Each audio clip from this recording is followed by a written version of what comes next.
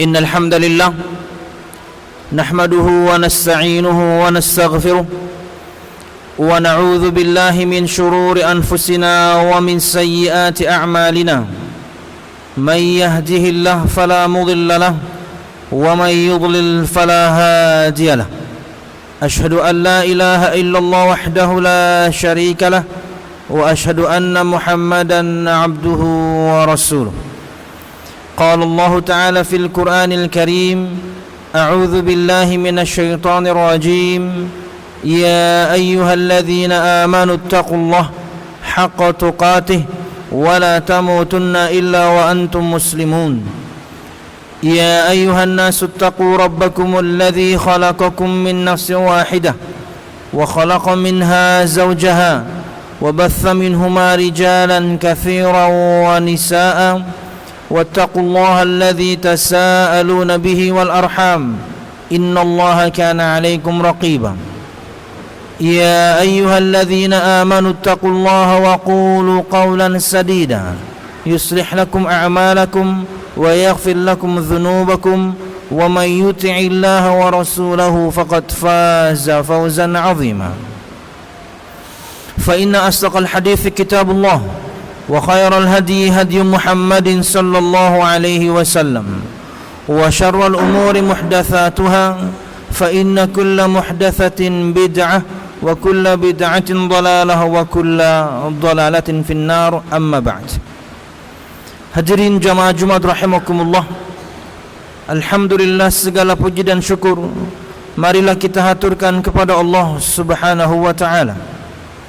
Kemudian salawat serta salam semoga selalu tercurahkan kepada junjungan besar Nabi kita Muhammad sallallahu alaihi wasallam, juga beserta para sahabatnya, keluarganya dan segenap kaum muslimin yang selalu istiqamah berpegang teguh dengan Islam sampai hari kiamat kelak. Hadirin jamaah Jumat rahimakumullah, pada kesempatan siang hari ini insyaallah kita mengangkat satu tema berkaitan dengan 3 prinsip bagaimana cara kita mengesahkan Allah Subhanahu wa taala.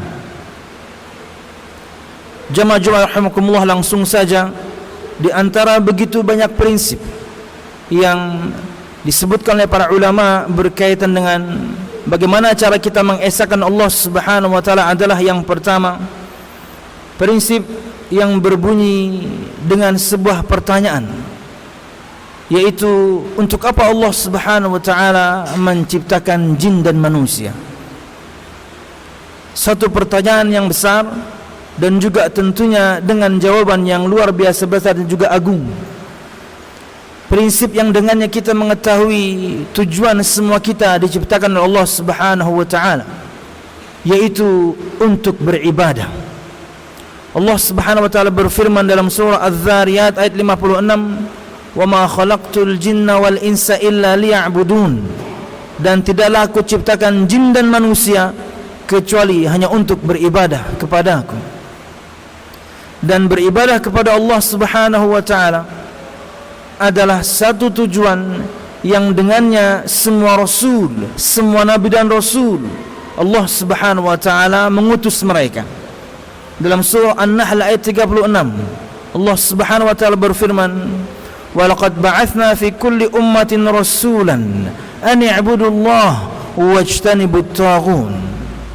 Dan telah kami utus pada setiap umat seorang rasul agar dia menyeru, sembahlah Allah Subhanahu wa taala saja dan jauhilah taghut. Jamaah Jumat rahimakumullah, tugas semua nabi dan rasul itu banyak, tapi salah satu di antaranya adalah menyeru semua umat mereka, termasuk di antaranya Nabi kita Muhammad sallallahu alaihi wasallam, menyeru kita untuk beribadah kepada Allah Subhanahu wa taala. Dan janganlah kemudian siapapun di antara kita mempersembahkan amal ibadahnya kepada taghut. Pada ayat yang kita sebutkan sebelumnya, taghut bermakna semua sesembahan selain Allah Subhanahu wa taala yang rela dan ridha untuk disembah. Berkaitan dengan sebagian orang, ada yang menyembah nabi misalnya, ada yang menyembah malaikat misalnya, maka Nabi dan Rasul di sini bukan taghut karena mereka tidak rela untuk disembah.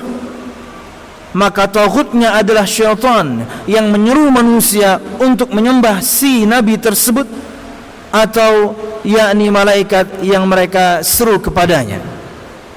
Jamaah rahimakumullah, dan beribadah kepada Allah Subhanahu wa taala adalah hak Allah yang harus kita tunaikan sebagai seorang hamba. Sabda Nabi Muhammad sallallahu alaihi wasallam menerangkan pada Mu'adz bin Jabal radhiyallahu anhu, kata beliau, ayya'buduh wa la yusyriku bihi syai'a. Haqqullah ayya'buduh wa la yusyriku bihi syai'a. Hak Allah adalah agar mereka semuanya, yaitu para hamba, kita semuanya, menyembah Allah Subhanahu wa taala, beribadah kepada Allah Subhanahu wa taala dan tidak menyekutukannya dengan sesuatu apapun. Inilah kaidah yang pertama di antara begitu banyak kaidah yang dengannya kita bisa mengetahui bagaimana cara kita mengesahkan Allah Subhanahu wa taala, yaitu semua kita tahu tujuan Allah Subhanahu wa taala menciptakan kita, yaitu beribadah kepada Allah Subhanahu wa taala. Kemudian kaidah yang kedua disebutkan oleh para ulama, la tasihhul ibadah illa bitauhid. Tidak sah sebuah ibadah kecuali dengan tauhid. Apa itu tauhid? Di antara definisi yang paling mudah yang menjabarkan akan tauhid adalah ifradullah Subhanahu wa taala bil ibadah, mengesahkan Allah Subhanahu wa taala dalam peribadatan. Sebagaimana kita sebutkan pada poin sebelumnya, bahwasanya semua amal ibadah kita, yakni berkaitan dengan amal hati, amal lisan dan juga amal anggota badan, tidak sah kecuali kita persembahkan hanya kepada Allah Subhanahu wa taala, dan tidak sah kecuali kita mempersembahkannya dengan ketauhidan kepada Allah Subhanahu wa taala. Jamaah rahimakumullah, sebagaimana tidak sahnya salat kecuali dengan taharah, maka ibadah tidak sah kecuali dengan bertauhid, mempersembahkan semua amal ibadah ini hanya untuk Allah Subhanahu wa taala. Maka apabila seorang beribadah kepada Allah Subhanahu wa taala, dia tauhidkan Allah Subhanahu wa taala, dia esahkan Allah Subhanahu wa taala, baik itu amal hati, amal lisan dan juga amal anggota badan, tapi dia campur ibadahnya dengan kesyirikan kepada Allah, maka ibadahnya rusak, ibadahnya hancur, ibadahnya batal.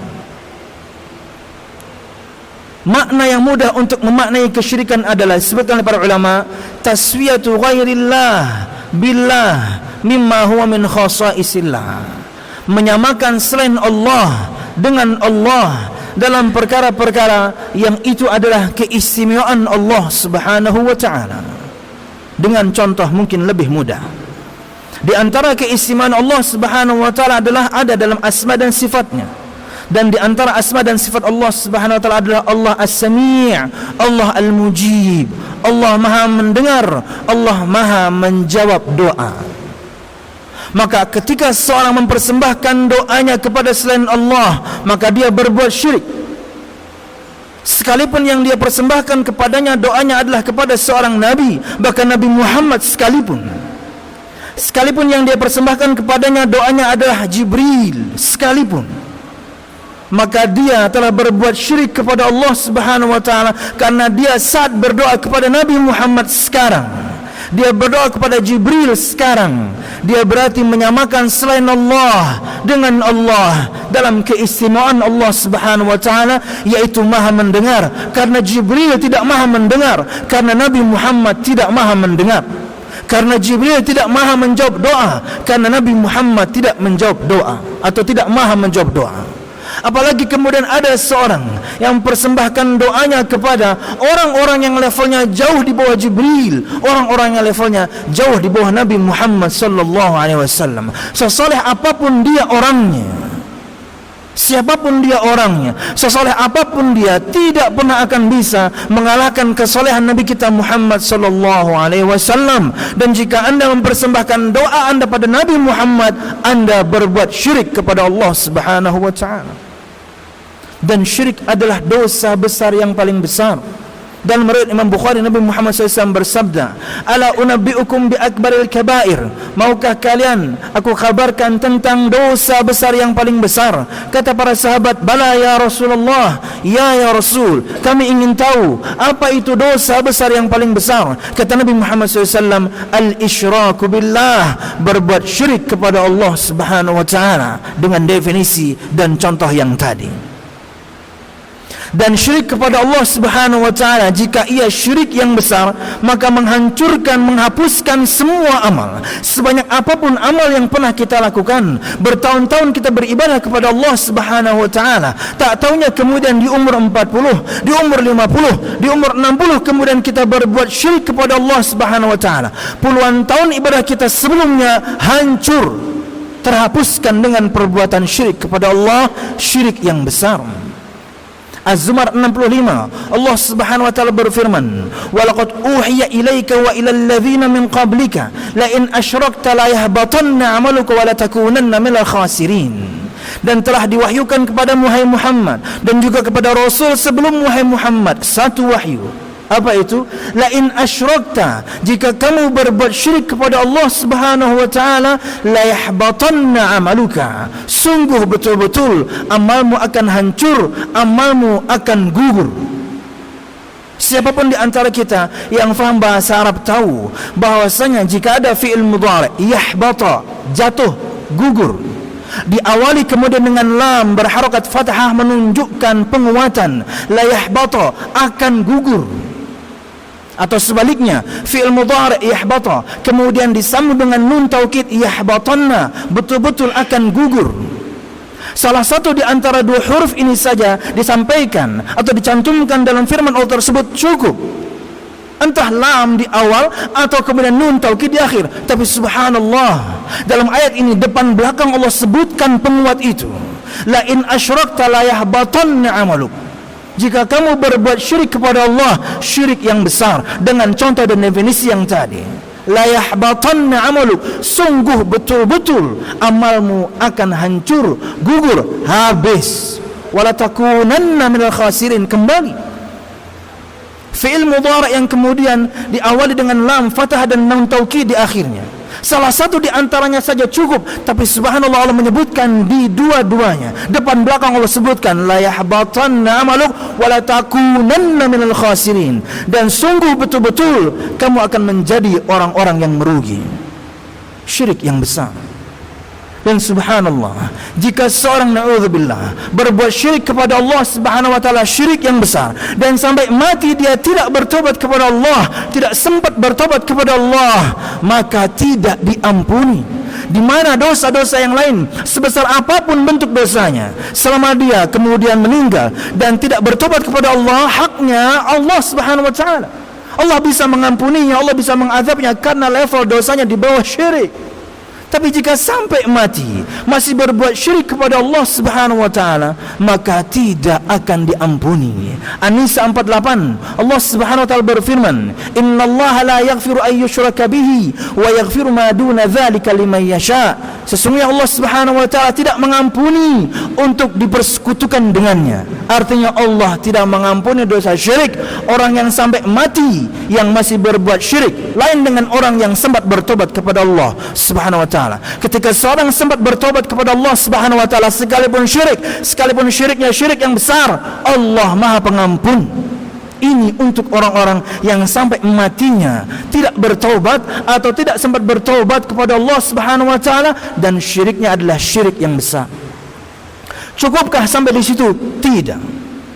Tempat kembalinya neraka Allah Subhanahu wa ta'ala. Al-Maidah 72, Allah Subhanahu wa ta'ala berfirman, "Innahu may yusyrik billah faqad harrama Allahu 'alaihi al-jannah wa ma'wahu an-nar wa ma lidh-dhalimin min ansar." Sesungguhnya barang siapa yang berbuat syirik kepada Allah, maka sesungguhnya tempat kembalinya adalah neraka dan diharamkan untuknya surga. Wa ma lidh-dhalimin min ansar, dan tidaklah ada penolong untuk orang-orang yang berbuat zalim. Zalim di sini maksudnya berbuat syirik. Siapapun orang melakukan dosa besar sampai mati dengan dosa besarnya, kemungkinan diselamatkan masih ada, kemungkinan mendapatkan syafaat masih ada, karena dosanya bukan syirik. Tapi kalau kemudian dosanya adalah syirik, wa ma lidh-dhalimina min ansar, dan tidak ada penolong untuk orang-orang yang zalim yang berbuat syirik sampai mati. Nabi pun tidak bisa bantu Anda ketika Anda meninggal di atas kesyirikan kepada Allah Subhanahu wa taala. Inilah ngerinya kesyirikan. Inilah lawan dari tauhid yang dengannya seharusnya ibadah kita sah. Tidak sah amal kecuali dengan tauhid. Tidak sah ibadah kecuali dengan tauhid. Kita persembahkan semua amal ibadah kita, entah itu amal hati, amal lisan, amal anggota badan, kecuali hanya kepada Allah Subhanahu wa taala. Esakan selalu semua amal ibadah kita hanya untuk Allah Subhanahu wa taala dan tidak untuk yang lainnya, sekalipun untuk Nabi Muhammad sallallahu alaihi wasallam. Ingat, ulun menggunakan contoh yang paling tinggi, manusia yang paling mulia. Tidak ada orang bisa mengalahkan Muhammad SAW. Jika ulun menyebutkan contoh tertinggi saja, Anda mempersembahkan amal ibadah Anda sekarang kepada beliau, Anda berbuat syirik. Apalagi orang yang levelnya jauh di bawah Nabi Muhammad sallallahu alaihi wasallam. Aqulu qawli hadza wa astaghfirullah li wa lakum wa li sa'iril mu'minin fastaghfiru innahu huwal ghafurur rahim.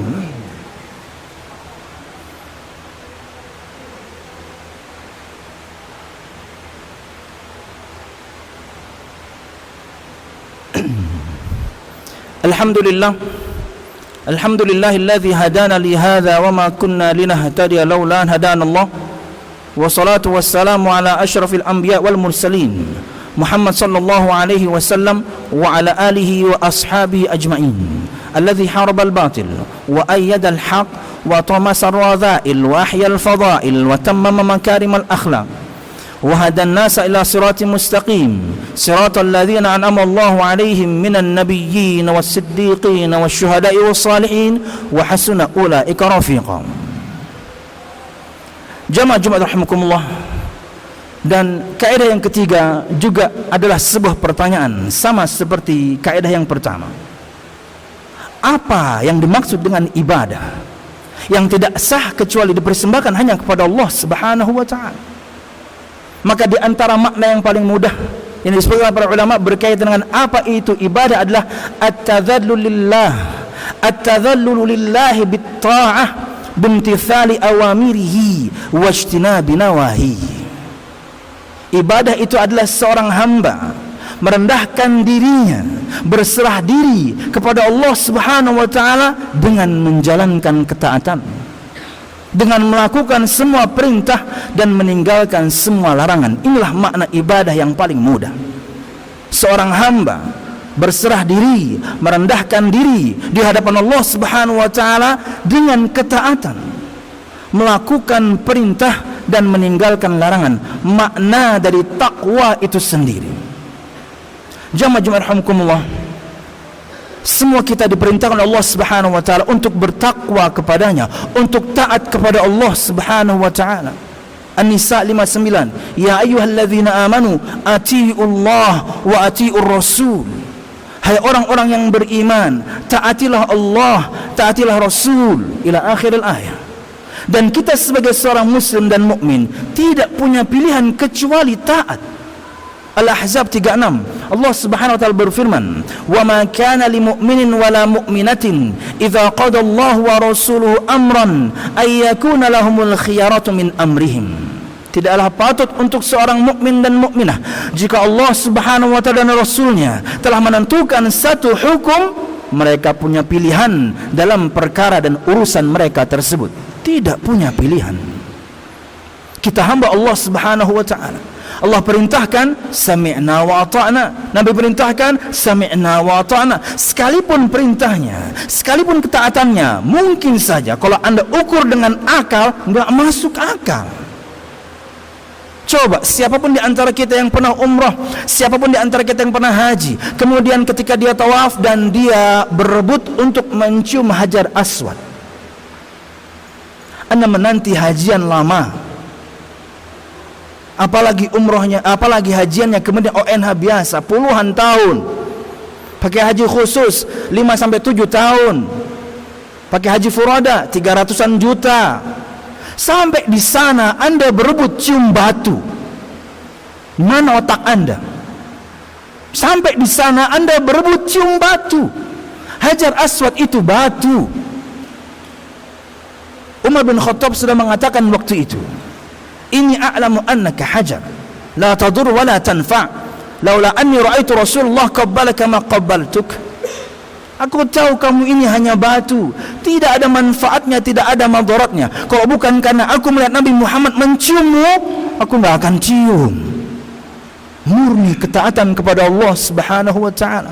Atau contoh mudah misalnya, ketika siapapun di antara kita mengusap di atas khufnya, di atas sepatunya, di atas kaos kakinya, karena sebab tertentu dia harus mengusap. Wajah dia cuci seperti biasa, tangan juga seperti biasa, rambut, kemudian telinga seperti biasa, tapi di bagian kaki dia harus mengusapnya. Kata Ali bin Abi Thalib radhiyallahu, "Lau kana ad-dinu bir-ra'yi, la kana asfalul khufi aula bil mashi." Kalau saja agama itu pakai akal, sungguh seharusnya kasus mengusap di atas khuf yang harusnya diusap itu di bagian bawahnya, lawang yang kotor yang di bawah. Tapi aku melihat Nabi Muhammad SAW, beliau mengusap di bagian atasnya. Sami'na wa ata'na. Kita tidak punya pilihan kecuali taat. Perintah Allah kita taati, perintah Nabi Muhammad demikian. Larangan Allah kita tinggalkan, larangan Nabi Muhammad pun demikian. Kata Nabi Muhammad SAW, "Ma nahaitukum anhu fajtanibuh, wa ma amartukum bihi fa'tu minhu mastata'tum." Yang aku larang dari kalian tinggalkanlah, yang aku perintahkan untuk kalian lakukanlah sesuai dengan kemampuan kalian. Tidak ada embel-embel, sesuai dengan kemampuan kalian ketika meninggalkan larangan. Karena kata Syekh Utsaimin, karena tinggal ditinggalkan saja. Lain dengan perintah. Kita belajar dulu untuk memotivasi kita, amal ini apa sih keutamaannya, amal itu apa sih keutamaannya. Kita belajar dulu hingga termotivasi, hingga kita mengamalkan. Ada effort yang luar biasa untuk menjalankan ketaatan, untuk bangun subuh sebelumnya istirahat, untuk bangun asar sebelumnya istirahat, untuk sholat zuhur lagi seru-serunya kerja, lagi seru-serunya dagang. Kalau tidak karena kita tahu keutamaan sebuah amal, kita tidak akan lakukan. Tapi kata Syekh Utsaimin, berkaitan dengan larangan, tinggal ditinggalkan saja. Makanya tidak ada embel-embel, sesuai dengan kemampuan kalian. Ketika ada larangan Nabi Muhammad SAW, yang aku larang tinggalkanlah, yang aku perintahkan lakukanlah sesuai dengan kemampuan kalian. Dan ketika seorang mentaati Nabi Muhammad SAW, itu bukti dia mentaati Allah. An-Nisa 80, Allah Subhanahu wa ta'ala firman, "Wa may yuti'ir rasul faqad ata'a Allah." Dan barang siapa yang mentaati Rasul, dia mentaati Allah Subhanahu wa ta'ala. Dan dengan ketaatan yang kita lakukan, berharap dengannya kita mendapatkan rahmat Allah Subhanahu wa ta'ala. Ali Imran 132. Kata Allah Subhanahu wa ta'ala firman-Nya, "Wa atiullaha war rasul la'allakum turhamun." Dan taatilah Allah dan Rasulnya agar kalian mendapatkan rahmat. Kenapa memangnya? Tidak ada seorang pun di antara kalian, tidak ada seorang pun di antara kita semuanya yang karena amalnya lah yang memasukkan dia ke surga Allah. Tidak ada. Karena rahmat Allah, insyaallah semua kita akan masuk surga. Amin. Ya. Kata Nabi Muhammad SAW, "Ma minkum min ahadin yudkhiluhu amaluhu al-jannah." Tidak ada seorang pun di antara kalian yang karena amalnya lah yang memasukkannya ke surga Allah. Kata para sahabat, "Wala anta ya Rasulullah." Tidak juga engkau ya Rasul, bukan karena amalmu? Bukan. "Illa ayyataghammadani Allah birahmatih." Bedanya Allah telah melimpahkan rahmatnya kepadaku. Kalau ia adalah sebab yang dengannya kita mendapatkan rahmat, iya. Tapi kalau ia lagi uang kemudian kita beli barang, amal kita adalah uang kemudian kita beli surga, no. Amal kita sangat sedikit. Disebutkan dalam sebuah riwayat, seorang dimasukkan ke surga Allah Subhanahu wa ta'ala dengan perintahnya, "Masukkan hambaku ini ke surgaku karena rahmatku." Hamba ini komplain, disebutkan, "Ya Allah, masukkan aku ke surgamu karena amalku, aku beramal. Puluhan tahun aku beramal karena amalku dong." Oke. Kemudian dihitunglah amalnya. Tak taunya amalnya 50 tahun, 60 tahun, diukur semua amalnya tidak cukup untuk membayar nikmat pendengaran saja. Dan nikmat kita terlalu banyak. Semua umur kita menyembah Allah, kemudian berharap dengannya kita beli surga. Nikmat pendengaran gak bisa kita bayar, apalagi penglihatan. nikmat harta, nikmat anak, nikmat pekerjaan, terlalu banyak nikmat tidak bisa kita sebutkan. Kalau iya sebab dengannya kita mendapatkan rahmat, iya, maka beramallah semoga dengan amal tersebut Allah merahmati kita dan dengannya kita menggapai surga Allah Subhanahu wa taala, insyaallah, amin ya rabbal alamin. Ini jamaah yang bisa ulun sampaikan berkaitan dengan 3 prinsip bagaimana cara kita mengesahkan Allah Subhanahu wa taala. Yang pertama, ibadah. Yang kedua, ibadah harus dengan tauhid. Yang ketiga, apa sih itu ibadah? Ketaatan kepada Allah Subhanahu wa taala. Wallahu a'lam bis-shawab. Allah maqsim lana min khasyatika ma tahulu bihi bainana wa baina ma'siyatik wa min ta'atika ma tuballighuna bihi jannatak wa min al-yaqini ma tuhawwinu bihi alaina masa'ib ad-dunya wa mat'ina Allah bi asma'ina wa absarina wa quwwatina abadan ma ahyaytana waj'alhu al-waritha minna waj'al tha'rana ala man zalama ya arhamar rahimin. Rabbana hab lana min azwajina wa dhurriyyatina qurrata a'yunin waj'alna lil muttaqina imama. Rabbana la tuzigh qulubana ba'da idh hadaytana wa hab lana من لدنك رحمة إنك أنت الوهاب. اللهم إنا نسألك حسن الخاتمة ونعوذ بك من سوء الخاتمة يا أرحم الراحمين. اللهم إنا نسألك الجنة وما قرب إليها من قول أو عمل ونعوذ بك من النار وما قرب إليها من قول أو عمل. ربنا آتنا في الدنيا حسنة وفي الآخرة حسنة وقنا عذاب النار. سبحان ربك رب العزة عما يصفون والسلام على المرسلين والحمد لله رب العالمين.